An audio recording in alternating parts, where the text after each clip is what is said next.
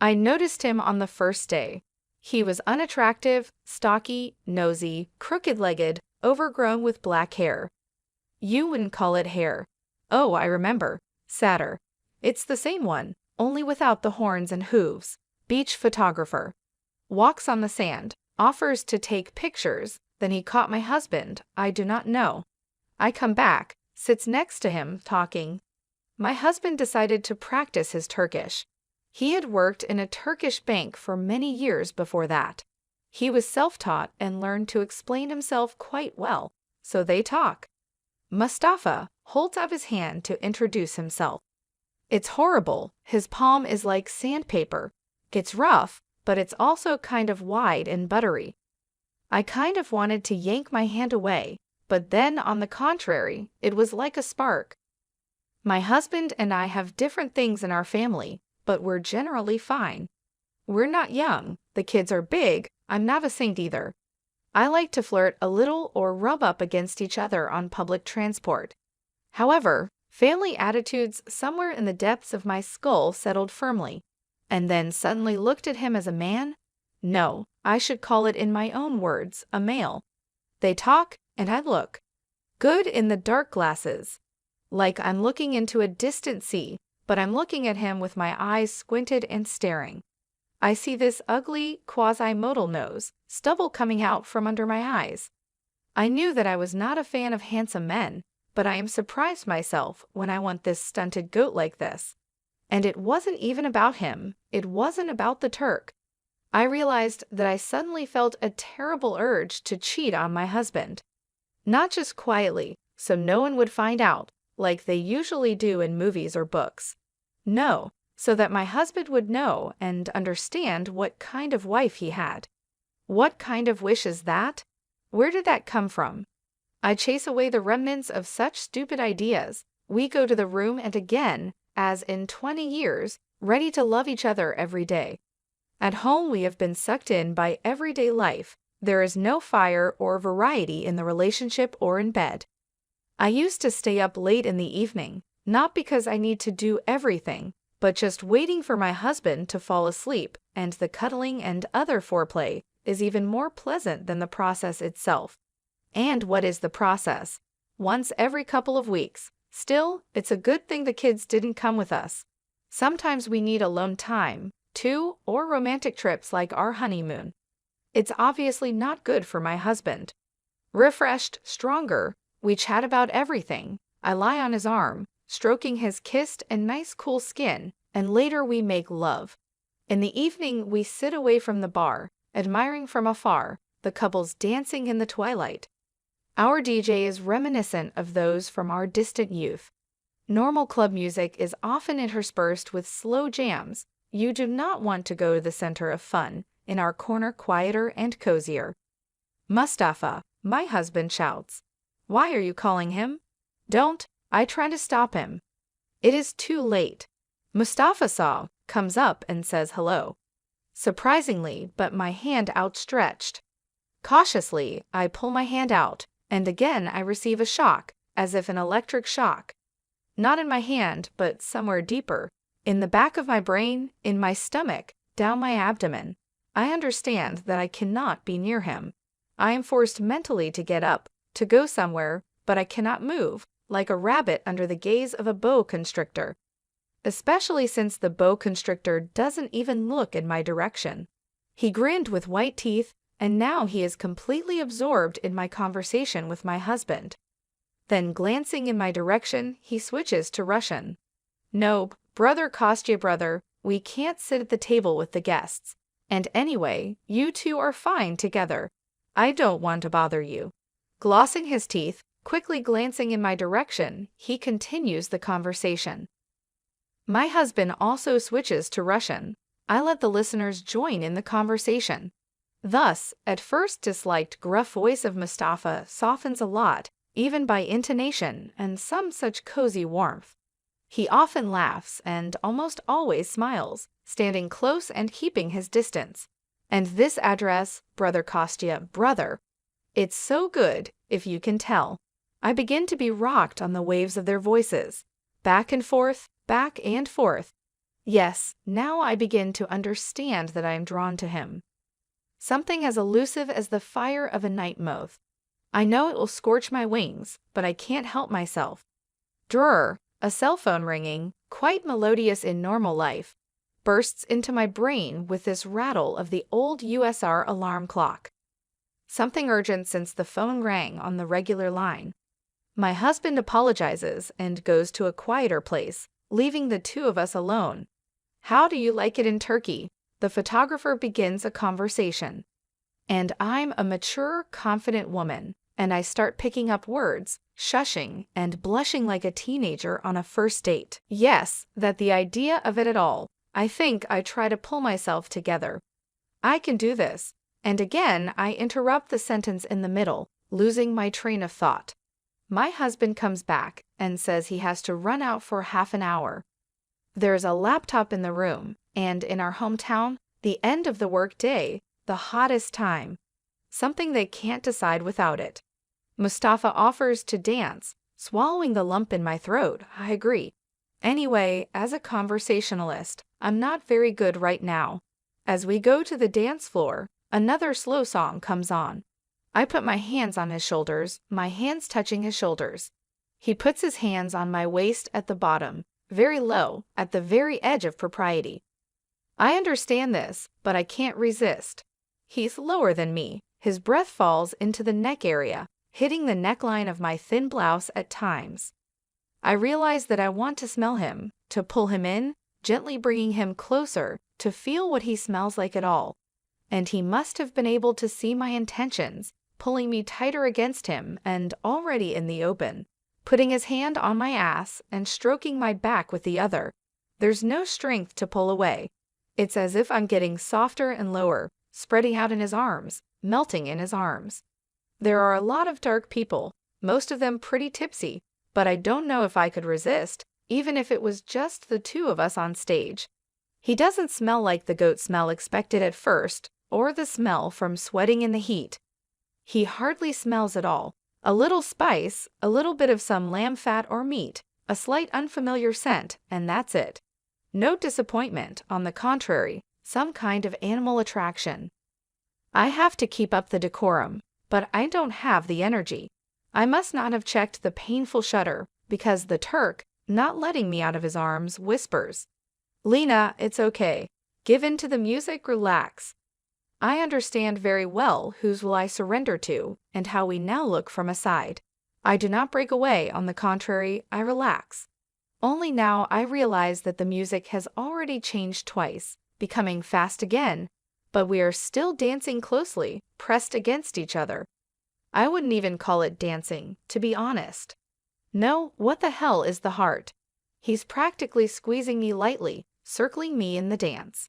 He's the only one who takes me to the tightest corner of the dance floor, under the branches of the willow tree, where the bright lights of the illumination don't reach. His right hand was already frankly groping my ass.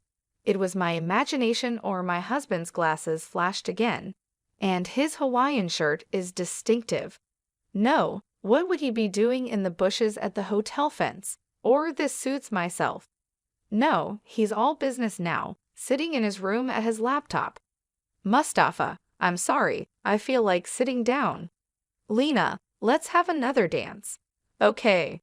And I was no longer consciously, but fully aware of myself, and I felt his hand slip under my blouse. I don't have the strength to resist. I already felt it on the beach today. The same rough hands, only in my mind. Mustafa, you can't, not good. I find strength from the page, I leave for a table, he remains there on the dance floor. I come to my senses for a couple of minutes and run to my room. This is a scary man. No more in the world. Stupid, how could I? These are many other phrases any woman has probably said at least once in her life. I see that my husband is no longer working. The computer is off, sitting in a dark room. I threw myself on his neck. How I missed you. He hugs me and almost immediately begins to undress me. I want to do it myself. For some reason he smells like dust, and I'm only now beginning to realize that in my head I imagine Mustafa mentally. Do you want to go dancing again? No, no way, I want to scream. I'm afraid of this scary man. No, I'm afraid of myself. I don't understand what's happening to me. But instead, I just speak softly. No, I don't want to go anywhere. It's not good for them to be alone with you like this.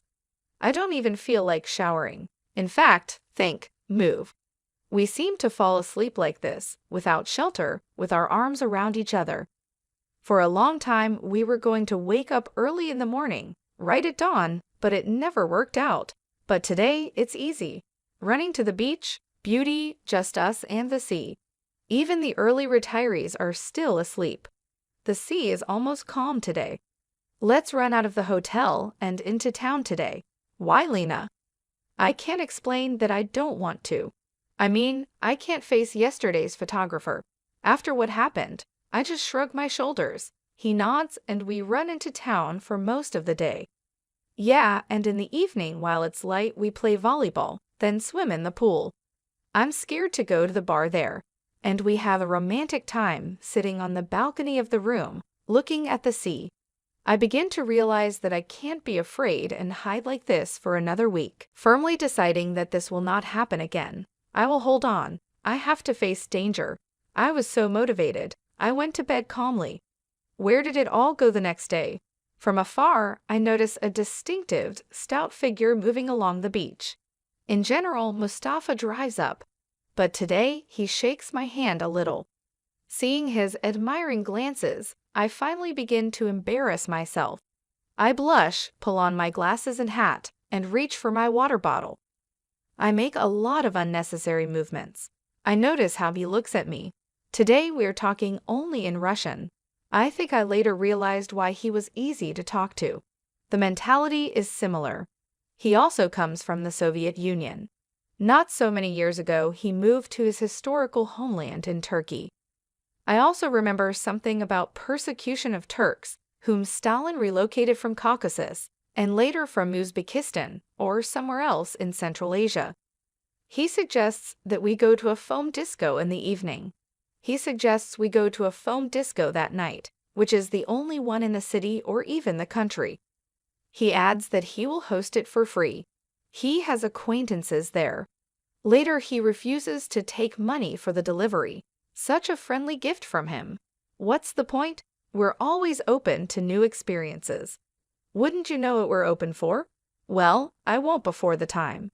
We find ourselves in a sort of swimming pool, only dry, where under one wall there are different equipment, a bar, benches, people. There's not a lot of us, just a little bit of drinking, a little bit of dancing. What else is there to do? It's impossible to talk with such music. Then apparently buses bring packaged tourists. It immediately becomes crowded, fun, noise. But it seems like where else? Some kind of crap is playing and foam is starting to come out of every possible place. Sort of like soap, so slippery. To say I'm thrilled, I can't say anything. My husband yells something I cannot hear, shows signs that he goes to the bar to get a drink. We are in the soap for real, like horses. As soon as he turns away, Mustafa, spinning around, immediately grabs me in his arms. Wasn't he just groping me from behind? Like that time on the dance floor, I don't have the strength to resist. I see his lips reaching for me, some kind of obsession. I want to taste and smell him. I want to go there to him, to kiss him. Pushes away some other Turkish man who is attaching himself to us, at which point my husband returns. There is no suspicion. Kostya sees that this is not a hug, it is for protection from the squawking of strangers, and then the three of us dance together. God, it feels so good to be between two men like this. Sometimes they take me in their arms, and I feel them on both sides. Doesn't Kostya notice, or doesn't want to? Or is he himself fascinated by this game? Mustafa, crouched behind me, moves his pelvis, taking me with both hands and pulling me in. And my husband, hugging my back, continues to kiss me. Time passes quickly and imperceptibly. The foam ends, although the music is still blaring. We are tired, but my soul demands a continuation of the banquet. Let's go to our room. We are sticky and wet, So at the beginning of the shower, Mustafa at first refuses to go first. Kostya almost forcibly pushes him in, giving him his clean robe. Silent most of the way, my husband has to ask me again so I can hear. How do you like it? You know it's something fabulous. I loved it. We're still talking about something, but I can see that he wants to talk about something else, but doesn't know how to start. Perhaps I can guess what it is and ask. Let's not call him anymore. You don't like him. I know he's not handsome. No, I'm afraid of him. Not as a man or a bandit. He's suppressing my will. I can't resist. I'm afraid of doing things I can't undo later. I don't finish and shut up. Are you afraid of him, or are you afraid of yourself? I don't mind. Let your emotions flow. Try it if you want to. It's not cheating. I shake my groggy head in the negative, not expecting each of those words to print so clearly into my brain. You stay mine. You tease and attract others, and they're fooled. It's nothing serious. I'll play this new game. Remember how we made love in the open window of the Samara railway station hotel? How we were turned on by the very peculiarity of the setting. Carte blanche once, but only honestly, I should be aware of it. I still shake my head, and my husband goes into the room for towels, then brings one of them into the shower room. Just as Mustafa appears on the doorstep, I quickly dash past him into the shower. I catch a glimpse of the white fabric accentuating the swarthy skin and the black-haired body. I pick out the most delicious scents, not just for my head, for my whole body. Have you made up your mind for yourself already? Well, no. Let's get dressed and go to the bar, except that the clean clothes were left in the room, wrapped in a towel, almost bumping doors off the bones. And I was on my way to help. I saw you still wouldn't come out. I wanted to wash all the foam off. I don't know what it's made of. Then rub some more cream on it, and I'm going to take a shower. With cream in front of Mustafa, I have to ask. Here he stands smiling in the center of the room. Mustafa doesn't need to change. Yes, yes, of course. He gleams his teeth. Come out, please. Lena, can you not be shy with me? No, come out. I'll change quickly. We're kind of on a first-name basis. Why am I being shy again? As he passes me, he puts his arm around my waist. Just one quick kiss. No, later the end of the phrase drowns in our kiss. He smells delicious. His lips are rather dry, but it's even nice. They are also pleasantly large, pleasantly strong. It's not at all difficult to unwrap the towel from the woman around your neck, to untie the waistband of his robe already. He covers me with the halves. I feel more than just Mustafa. Through the kiss, I have the strength to whisper, "No, don't. We mustn't cross the line, please," and so on. But I lack the willpower to take my hands away, to stop stroking and kissing and embracing this short, stocky, ugly, hairy photographer. I come to my senses. The water still pours in my shower. Realizing that I'm getting up without clothes, I push the photographer away, but there's no way around it. He easily, and even without exerting effort, unwraps me, lays me down on the table, and begins to get attached. Somewhere in the back of my head, I realize that if I just call my husband, he will handle him with one hand, without doing so. I stagger off to the floor and realize that Kostya is still in the shower. I forgot all about it. It was at most 5 minutes, well, maybe 10, so we have time to bring a semblance of order. When my husband comes out, we just sit and talk, though I'm a little shaken. And let's get drunk and have a good time tonight, Kostya suggests, as if nothing had happened. No, I'd rather sleep. I wanted to swim in the morning. Okay, go to sleep. Let's go, Mustafa. Kostya leans over and kisses me goodnight. Of course, I do not fall asleep. Mustafa does not drink, in my opinion, only in public. Here he does not refuse. Their voices grow louder and louder. They are already speaking some gibberish mixture of Russian and Turkish, but everything is understandable, about everything in the world. Later, a little bit in slurred tongues. Brother, Kostya, brother, you're very lucky to have Natasha.